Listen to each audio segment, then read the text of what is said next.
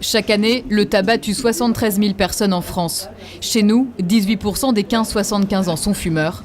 Comme les 3/4 d'entre eux, ceux croisés aujourd'hui souhaiteraient arrêter. Ça fait à peu près 15 ans que j'ai commencé à fumer. Des fois, on a du mal à respirer, qu'on fait du sport. J'ai 50 ans, madame.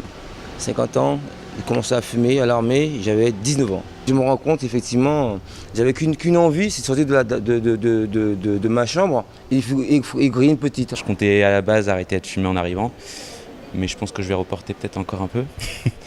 Même si on se dit on va juste fumer en soirée ou des trucs comme ça. Et ben après on rachète d'autres paquets et puis voilà, ça va très vite, quoi. En Martinique, on fume proportionnellement moins que dans l'Hexagone. Pourtant, le nombre de fumeurs chez nous a augmenté ces dernières années, 10% en 2010 et 15% en 2014. Pour tenter d'inverser la courbe, cet addictologue est formel. Passer un mois sans tabac augmenterait les chances de ne pas replonger. Et on sait qu'au bout d'un mois, en fait, on a 5 fois plus de chances de continuer. En fait, d'arrêter de fumer. C'est en fait comme un apprentissage. Parfois, il y a des choses qu'on n'arrive pas à faire correctement.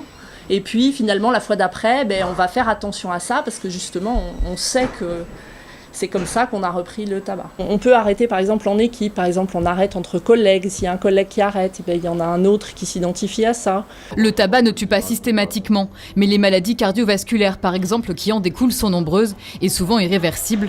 2% de ceux qui tentent aujourd'hui d'arrêter de fumer se tournent désormais vers la cigarette électronique comme moyen de sevrage, bien qu'elle ne soit pas considérée comme un remède.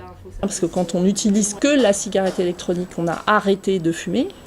Il n'y a pas du tout de fumée en fait dans la cigarette électronique. Il y a ce qu'on appelle un brouillard en fait, comme un peu de la vapeur. Et donc ça limite, on va dire ça limite beaucoup les risques de santé. Après, il y a des traitements qui existent aussi, qui peuvent aider, en fait, qui doublent ou triplent les chances d'arrêt du tabac. Donc il y a des traitements de substitution, comme on dit, nicotinique, c'est-à-dire qu'on va prendre de la nicotine. Et l'arrêt sera beaucoup plus confortable. Dès demain, et pour renforcer l'action des spécialistes, la caravane de la campagne Un mois sans tabac sillonnera nos communes. Chaque jour, des solutions seront apportées à ceux qui souhaitent arrêter de fumer.